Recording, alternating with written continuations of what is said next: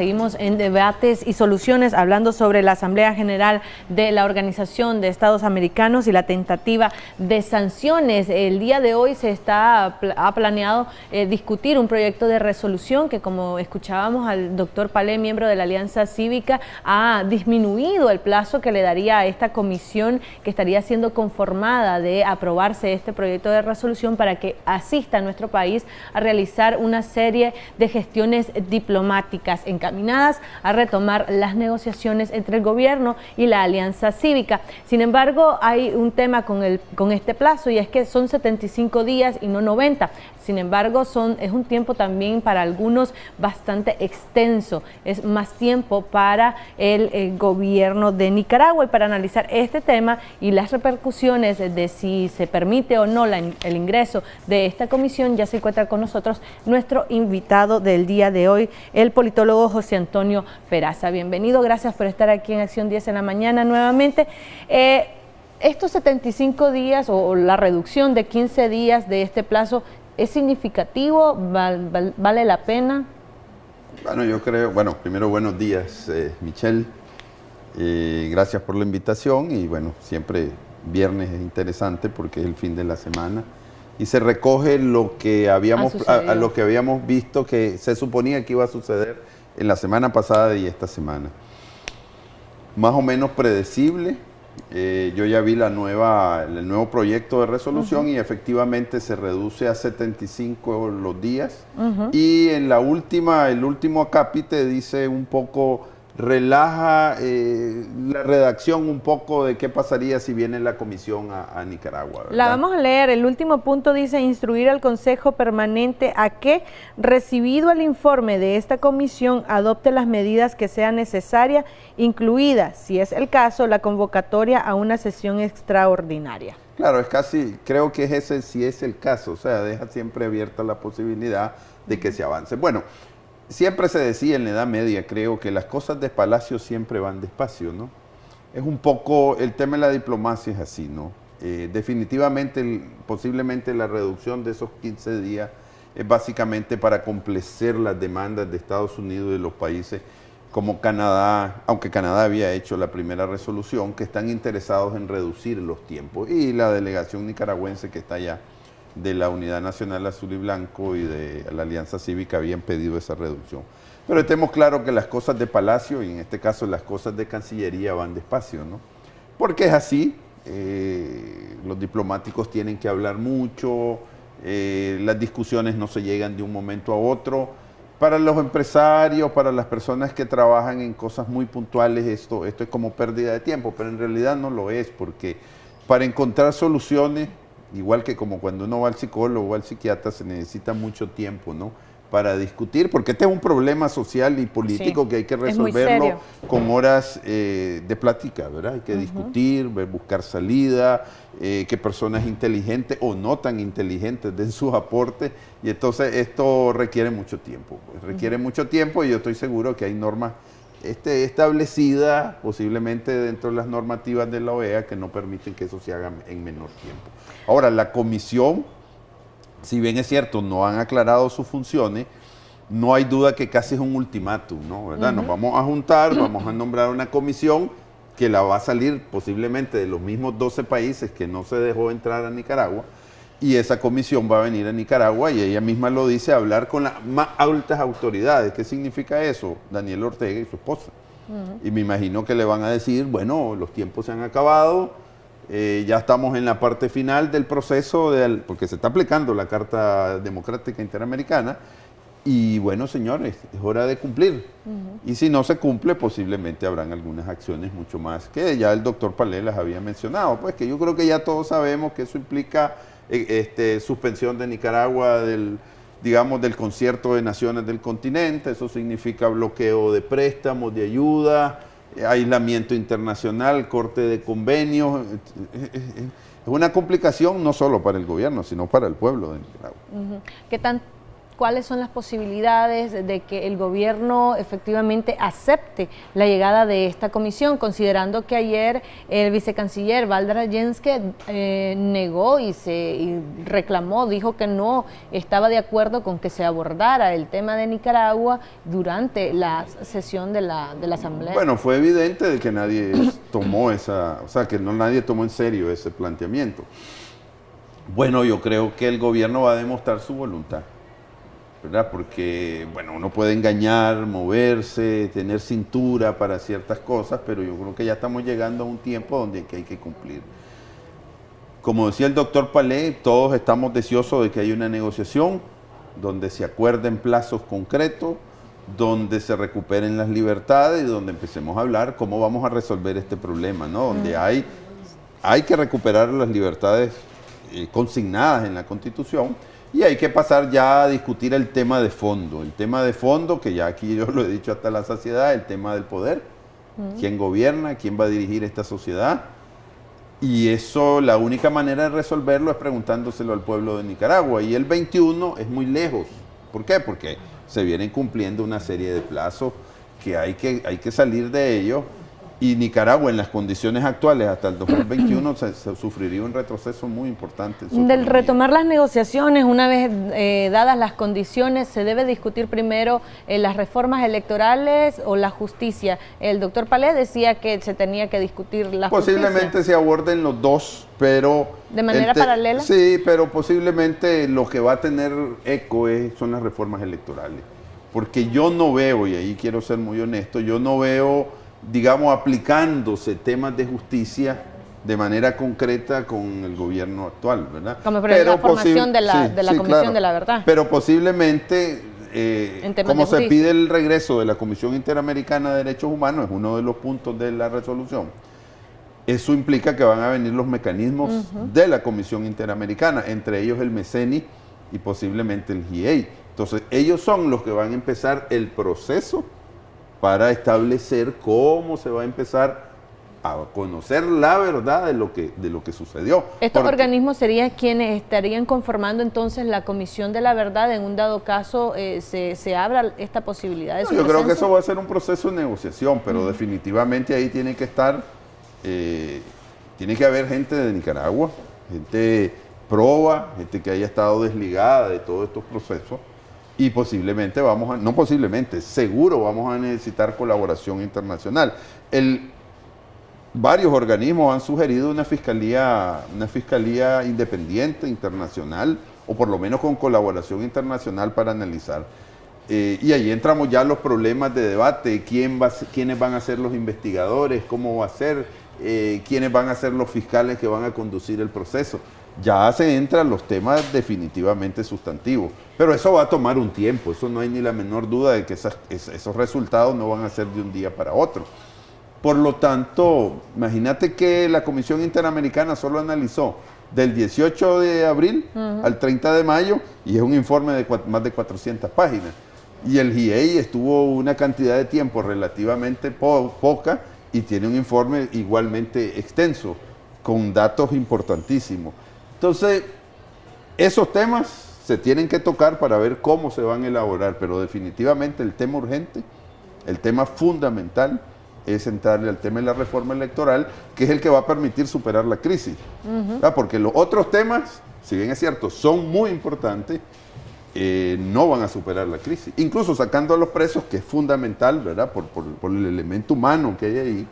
Bueno, sacamos los presos y la crisis continúa. Bueno, y ese es otro detalle. La mesa de negociación se debe retomar una vez salgan los presos políticos, o se puede retomar las negociaciones y seguir pidiendo su excarcelación o su liberación. Bueno, mira, en eso hay muchas opiniones. Yo te voy a dar lo que yo considero. Yo siempre pongo al ser humano como norma fundamental. Y esta sociedad ya definió, bueno, la misma negociación, de que el tema de la libertad de los presos era fundamental. Entonces eso tiene que ir aparejado de otro tema, el tema de las libertades, porque no se trata de sacar presos para que sigan habiendo presos todos los días y entonces sigamos teniendo como un bolsón de presos y nunca termine el problema. Es fundamental que se cumpla lo acordado. ¿Y qué es lo acordado? Libertad de presos y recuperación de las libertades. Sin esas dos cosas es muy difícil seguir adelante, porque yo siempre lo he dicho, ¿cómo vamos a ir a seguir encontrando acuerdos de temas mucho más complejos de cumplir si no hemos resuelto lo que supuestamente era más fácil?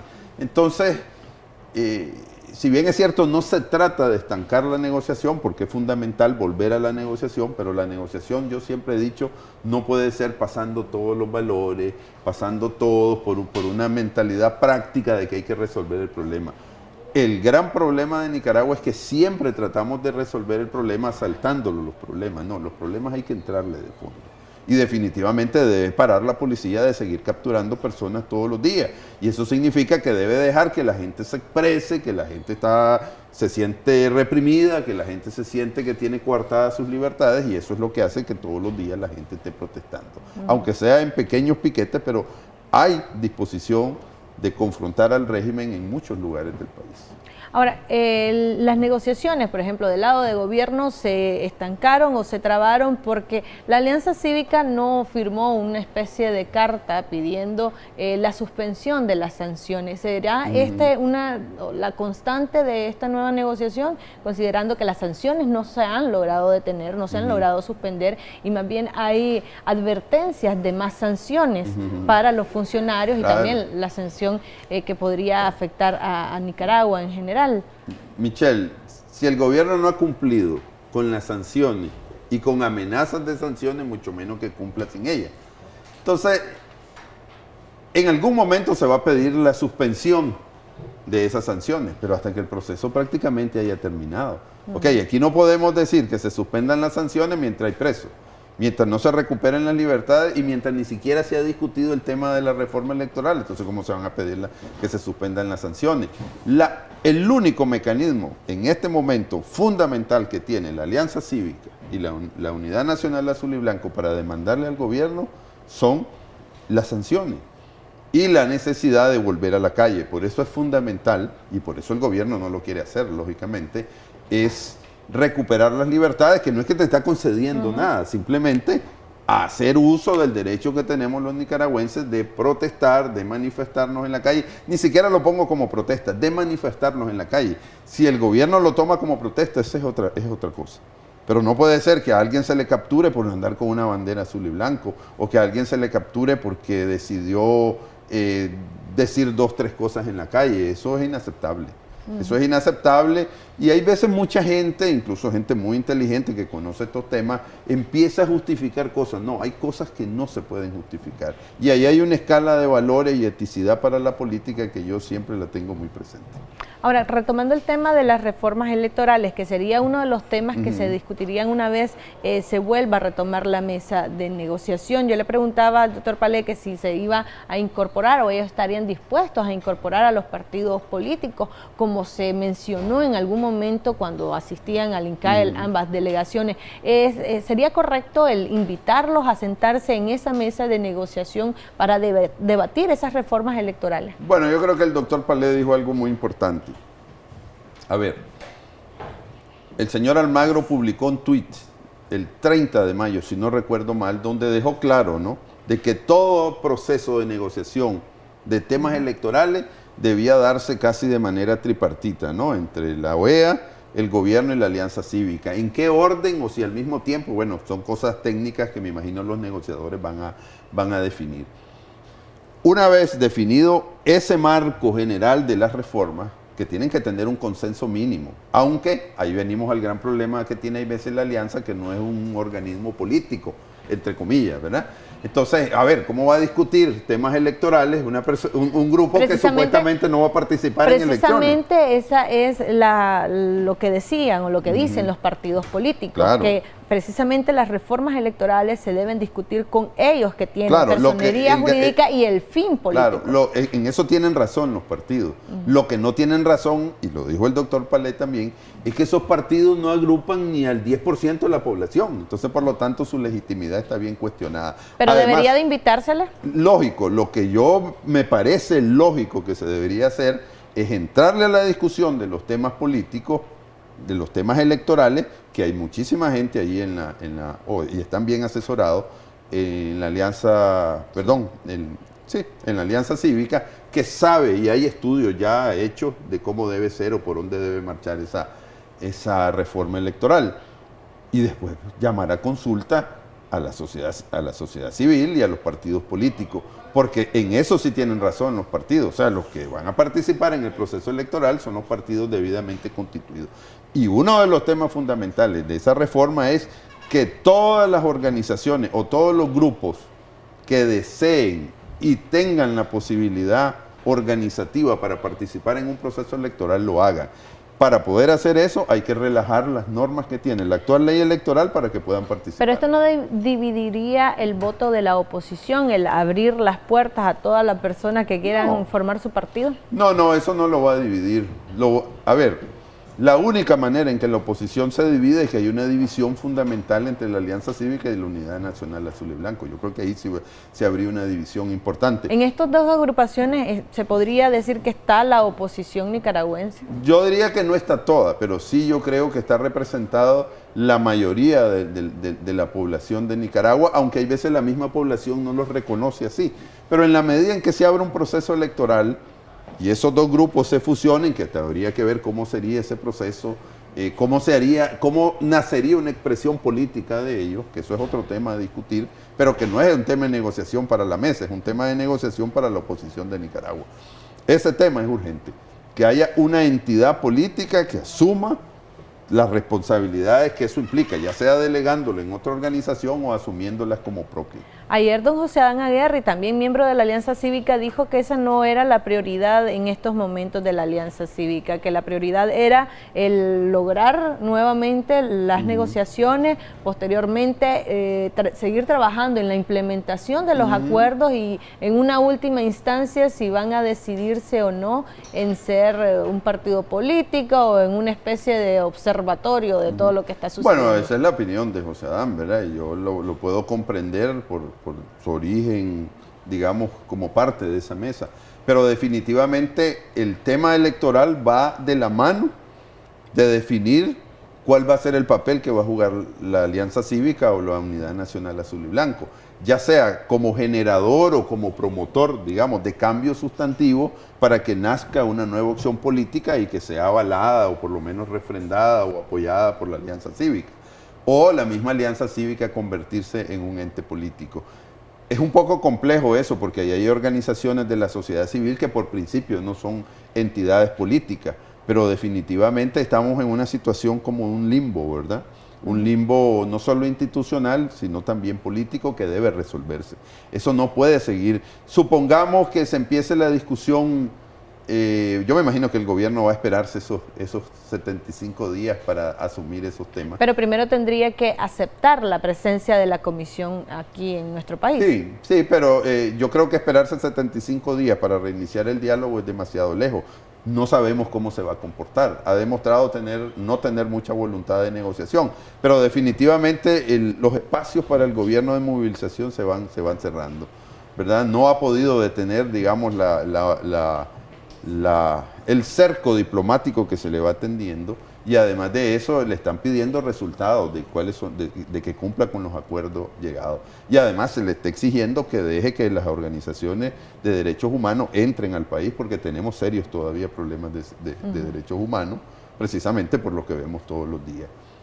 Son cosas que hay que resolver y solo se resuelven sentándose, y ahí es donde van a salir todas las contradicciones, y esperaría yo que de ahí salgan las soluciones. Ahora, estas acciones que ha tomado de manera unilateral el gobierno se podrían tomar en cuenta como una negativa a precisamente la presencia de estas comisiones. ¿Cuáles acciones, por ejemplo? Por ejemplo, se ha anunciado la posible reforma a la ley de antiterrorismo, que algunos abogados de los defensores de presos políticos han criticado. Pero también, no sabemos si esa reforma es para bien o para mal. Bueno, entonces, hasta que la veamos, ¿cuál es la reforma? A ver, el gobierno ha demostrado que no tiene voluntad de diálogo, que no tiene voluntad de tocar los temas del poder, de la democracia, pero a eso es lo que tenemos que obligarlo. Nuestra labor es obligar al gobierno a que se siente a discutir los temas fundamentales de la nación, porque lo otro es más costoso. Lo otro es que Nicaragua sea expulsada de la OEA, que haya más represión y por lo tanto más tensiones, más deterioro económico y al final puede terminar Nicaragua como siempre ha terminado, en un colapso. Y eso es lo que no queremos, porque no podemos seguir de colapso en colapso. Pero las sanciones realmente, aunque se dice que son un medio, no el fin, no están dando los resultados esperados en nuestro país, los resultados esperados de la oposición, es decir, que el gobierno realmente ceda ante estas presiones. Bueno, yo siempre soy positivo, ¿verdad? Hay gente que quiere que las cosas se construyan en un día. Esta crisis no se construyó en un día ni va a desaparecer en un día. Yo siempre digo, las personas con las que hablo, que empiezan a ponerte, no es posible hacer esto si no me da esta condición, esta otra condición, y cuando te das cuenta te dan 30 condiciones para poder iniciar los procesos. Esa lógica, aunque parece una causalidad racional, su punto de partida, su causa originaria es falsa, y por lo tanto sus consecuencias son falsas en este sentido. Si yo empiezo a poner una serie de requisitos, nunca voy a avanzar, porque este es un proceso, no me gusta usar esa palabra, casi dialéctico, contradictorio, donde tenemos que ir negociando cosa por cosa e ir dando paso tras paso. Si creemos en la negociación, si no, bueno, hay que buscar otras opciones que en este momento yo creo que no son las viables. Por lo tanto, no esperemos soluciones mágicas de un día para otro. Lo que sí es necesario es empezar a discutir dos temas que los hemos discutido, o por lo menos hemos tratado hasta la saciedad aquí. El tema de la democratización, el tema de las libertades, para poder avanzar, porque no puede haber democratización sin libertades, porque ¿cómo vamos a entrar en un proceso supuestamente electoral si no hay libertades? No se puede. Bueno, muchísimas gracias, don José. Se nos ha acabado el tiempo, lamentablemente. Vamos a esperar la respuesta del gobierno en los próximos días, luego de la aprobación de esta resolución que entiendo se va a discutir el día de hoy. Michelle, yo solo quería hacer un pequeño anuncio. El Movimiento por Nicaragua la próxima semana va a estar presentando un documental, lo vamos a transmitir a través de las redes, donde analizamos nosotros, un documental y digamos, un estudio donde se analizan dos temas fundamentales. Cómo nació la rebelión de abril y cuáles fueron los mecanismos del Estado para reprimirlo. Pues, dado que este canal es muy visto, le pedimos a la población que si tienen a bien, nos sigan en las redes porque esperamos tener ese documental la próxima semana. Perfecto. También lo invitamos para que venga a presentarlo acá. Sí. Muchísimas gracias y feliz fin de semana a todos. Muy buenos días. Buenos días. Hacemos una pausa comercial, ya regresamos con más de su revista Acción 10 de la Mañana.